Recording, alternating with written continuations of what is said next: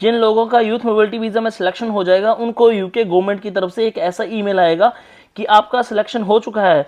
Selection इसी email के नीचे एक लिंक दिया जाएगा जिसके लिंक के ऊपर आपने क्लिक करके अप्लाई करना है। पर अप्लाई करने से पहले अपने डॉक्यूमेंट जो है वो आपने तैयार रखने हैं। तो आप आगे देखिए कि आपने क्या क्या डॉक्यूमेंट तैयार करके नहीं होती है उन लोगों के एक ऐसा ईमेल आएगा कि unfortunately you are unsuccessful in the recent ballot. तो उनके लिए ऐसे ईमेल आएगा, उसमें बताया नहीं जाएगा कि नेक्स्ट ब्लॉट कब ओपन होएगा। तो ये अनसक्सेसफुल की ईमेल आएगी। जैसे ये पिछली बार किसी का मैंने अप्लाई किया था तो यूथ मोबिलिटी में जब मैंने ऐसे अप्लाई किया था, यहाँ पे देख सकते हैं eligibility for youth mobility scheme. तो इसमें लिखो है police clearance registration certificate issued in 6 month before your application and evidence of qualification equal to RQF 6। तो आपने अपनी ट्रांसक्रिप्ट ले लेनी है और पुलिस क्लियरेंस सर्टिफिकेट जो है वो 6 महीने से ज़्यादा पुराना नहीं होना चाहिए। दोस्तों welcome back to my YouTube channel. Thank you so much channel सारा प्यार देने के लिए। यूथ मोबिलिटी वीज़ा जो आपने अप्लाई किया था उसका रिजल्ट आना शुरू हो गया और लोगों को ईमेल आना शुरू हो गया है। जिनको ईमेल आ रहा है वो मैं बताऊंगा कि पूरा प्रोसेस क्या करना है, आपने कैसे डॉक्यूमेंट अरेंज करने हैं, क्या क्या आपने अप्लाई करना है। तो कुछ लोगों को सक्सेसफुल का ईमेल आया है, कुछ लोगों को अनसक्सेसफुल का ईमेल आ रहा है। 20 दिन होता है अप्लाई करने के लिए, 30 डेज का टाइम पीरियड आपको दिया जाता है अप्लाई करने के लिए। तो जैसे आप देख सकते हैं कि जैसे अनसक्सेसफुल का जो ईमेल आया है वैसे आपको ईमेल आएगा, उसके नीचे एक छोटा सा लिंक आएगा जिसके ऊपर आपने क्लिक करके अपने फर्दर अप्लाई करना है। तो अप्लाई करने से पहले आपको जो है वो थोड़ा टाइम पीरियड, आपको पता ही है कि कुछ डॉक्यूमेंट अरेंज करने पड़ते हैं। मैं डॉक्यूमेंट में पूरा बात करूंगा और कैसे कैसे डॉक्यूमेंट अरेंज करने हैं, कैसे बैंक स्टेटमेंट बनानी है, कैसे पीसीसी बनानी है और कैसे आपने टीबी का टेस्ट तैयार करना है। पूरा डॉक्यूमेंट, पूरा डॉक्यूमेंटेशन, पूरा का पूरा प्रोसेस इस वीडियो में आपको बताऊंगा। तो वीडियो आपने बिल्कुल भी स्किप नहीं करना है, पूरा एंड तक देखना है। क्योंकि अगर आप यूथ मोबिलिटी वीजा में सिलेक्शन आपकी हो गई है तो ये वीडियो आपके लिए ही है, क्योंकि ये वीडियो मैंने आपके लिए ही बनाया है। पूरा आपने एंड तक देखना और पूरा A to Z समझाऊंगा कि कैसे आपने यूथ मोबिलिटी वीजा अप्लाई करना है और कैसे आपने डॉक्यूमेंट अरेंज करने हैं। तो आपको पता है कि यूथ मोबिलिटी वीजा जो है वो यूथ यंगस्टर के लिए है जिन्होंने अप्लाई किया था, जिसका एज क्राइटेरिया 18 से 30 साल तक की उम्र थी। तो जिन लोगों ने अप्लाई किया था उसके लिए जो डॉक्यूमेंट आपका सक्सेसफुली का ईमेल आ गया है, तो आपको जो डॉक्यूमेंटेशन तैयार करने पड़ेंगे, फर्स्ट ऑफ ऑल आपको जो तैयार करनी पड़ेगी वो होगी बैंक स्टेटमेंट। अब बहुत से लोग बहुत से ज्यादा कंफ्यूज हैं कि बैंक स्टेटमेंट कैसे बनाएं, 30 दिन में कैसे बनाएं। तो आपने बैंक स्टेटमेंट में 3 लाख रुपया डिपॉजिट रखना शुरू कर देना है। आप उसमें से अपनी FD भी यूज कर सकते हैं। पर बहुत से लोग बार बार एक ही क्वेश्चन करते हैं कि पेरेंट्स या गार्डियंस वगैरह का हम FD या उनका हम बैंक स्टेटमेंट यूज कर सकते हैं? नहीं, बिल्कुल भी नहीं। आपको अपना ही बैंक स्टेटमेंट मेंटेन रखना पड़ेगा। इसमें मिनिमम अमाउंट आपको पता ही है कि जो एक यूके गवर्नमेंट ने यंग प्रोफेशनल स्कीम के अंडर जो इन्होंने क्राइटेरिया रखा है 2530 ब्रिटिश पाउंड, जो कि इंडियन करेंसी के हिसाब से 3 लाख तक होता है, वो आपको मेंटेन करना है। आपको 3 लाख तक अपने बैंक में मेंटेन करना है और उसमें क्लियरली मेंशन है जो कि बैंक स्टेटमेंट जो होनी चाहिए 30 डेज पुरानी होनी चाहिए। अब बहुत लोगों को एक ही कंफ्यूजन होता है कि बैंक स्टेटमेंट 30 डेज कैसे होगी। तो बैंक स्टेटमेंट 30 डेज ऐसे होगी क्योंकि आपको और अप्लाई करने का भी 30 डेज का ही टाइम दिया जाता है। तो लोग कंफ्यूज हो जाते हैं, थोड़ा कंफ्यूज नहीं होना है। बैंक स्टेटमेंट जो है वो आप 45 डेज या 50 डेज बाद भी दे सकते हो। अब देखो कैसे, जैसे आपने यूथ मोबिलिटी वीजा में आपकी सिलेक्शन हो जाती है, आपने ऑनलाइन अप्लाई करोगे। ऑनलाइन अप्लाई करते टाइम सब आपको डॉक्यूमेंट अटैच नहीं करने हैं। डॉक्यूमेंट आपको VFS ग्लोबल में देने हैं, जहां पे आपने अपना पासपोर्ट देना है, स्टिकर वो वीजा लगवाने के लिए वहां पे डॉक्यूमेंट सबमिट होंगे। तो जब आप अप्लाई करोगे, अप्लाई करते टाइम वहां पे आपको सिर्फ बैंक का नाम लिखना पड़ेगा और आपको वहां पूछा जाएगा कि आपके पास सफिशिएंट फंड है, तो आपने यस पे क्लिक करके फर्दर मूव होना है। तो वहां पे आपको बैंक स्टेटमेंट नहीं प्रोवाइड करवानी पड़ेगी, वहां पे आपको सिर्फ बैंक का नेम प्रोवाइड करवाना पड़ेगा। तो आप 30 दिन के अंदर इजीली अप्लाई कर सकते हो। फिर 30 दिन अप्लाई करने के बाद भी आपको जैसे 1 मंथ या 2 मंथ या 15 दिन या 20 दिन के बाद जब भी आपको अपॉइंटमेंट मिलती है, जैसे आप अप्लाई करते हो, अप्लाई करने के बाद जैसे 25-30 दिन बाद ही अपॉइंटमेंट मिलती है। तो जब अपॉइंटमेंट मिलेगी आपको VFS ग्लोबल में, वहां पे आपको जाके जो है वो बैंक स्टेटमेंट सबमिट करनी होगी। बहुत से लोगों को ये बार बार कंफ्यूजन रहता है कि बैंक स्टेटमेंट का हम क्या करें।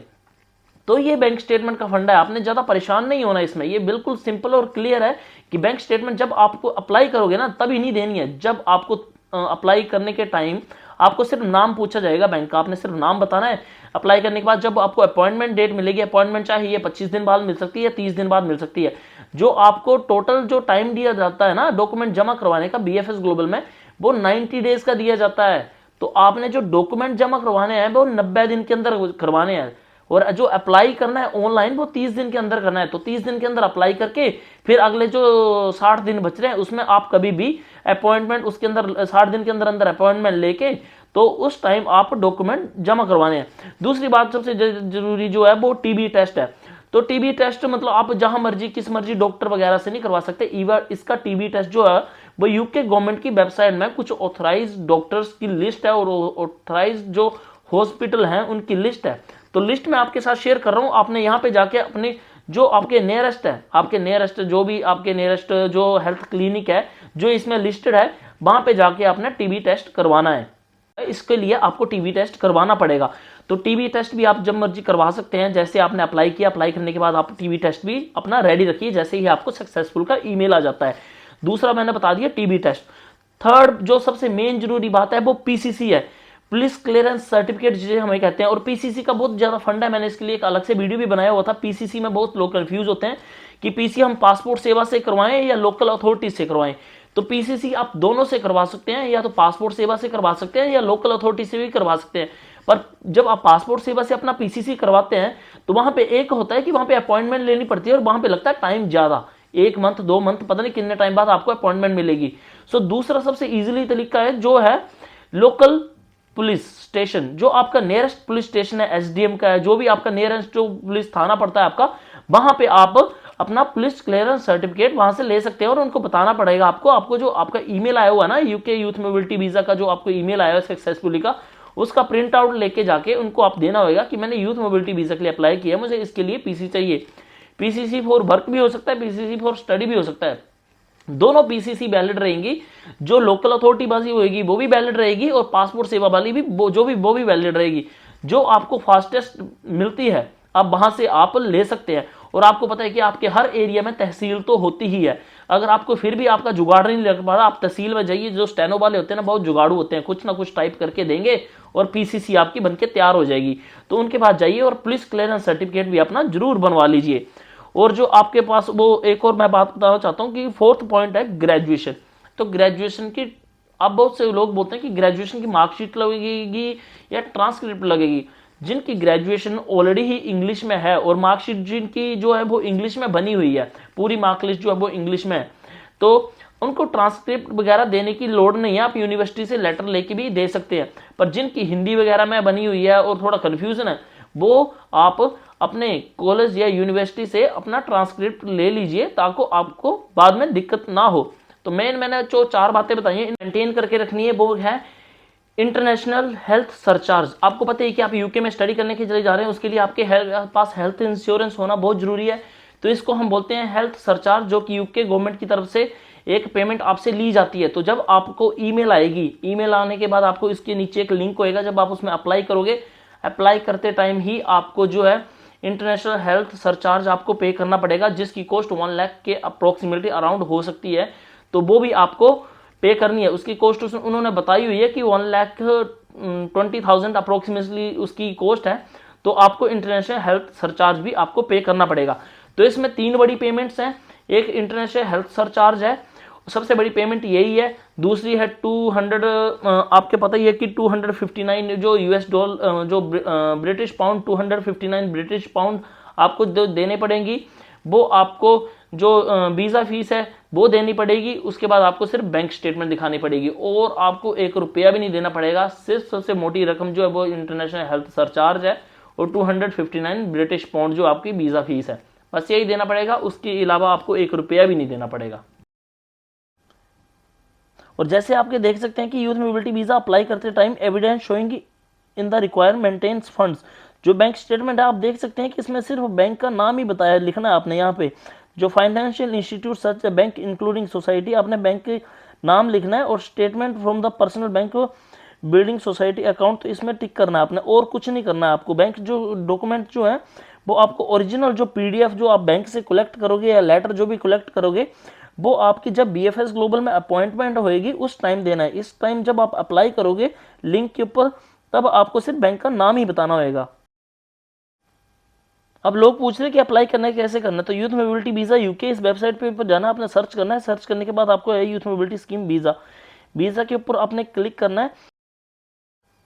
वैसे तो आप डायरेक्टली जो आपके ऊपर लिंक दिया होगा आपकी ईमेल के ऊपर, वहाँ पे क्लिक करके आप डायरेक्टली अप्लाई के ऊपर जा सकते हो। वहाँ यहाँ से भी अप्लाई के ऊपर जा सकते हो। अप्लाई के ऊपर क्लिक करके इंडियन यंग प्रोफेशनल स्कीम इसके ऊपर क्लिक करना है। यहाँ पे क्लिक करके आपने अप्लाई के ऊपर क्लिक करना है। अप्लाई के ऊपर क्लिक करके आपने यहाँ पे अप्लाई नाउ के ऊपर क्लिक करना है और यहाँ पे क्लिक करके continue no, same page open हो जाएगा। यहाँ पे क्लिक करके यहाँ पे आपने इंडिया, नेक्स्ट, यहाँ पे आगे यहाँ पे बायोमेट्रिक अप्लाई नाउ पे क्लिक कर देना है। ईमेल एड्रेस डालना है, अपर लेटर, यहाँ पे पूरा ये फॉर्म भरना है, सेव कंटिन्यू, तो एंड तक आपने जाना है।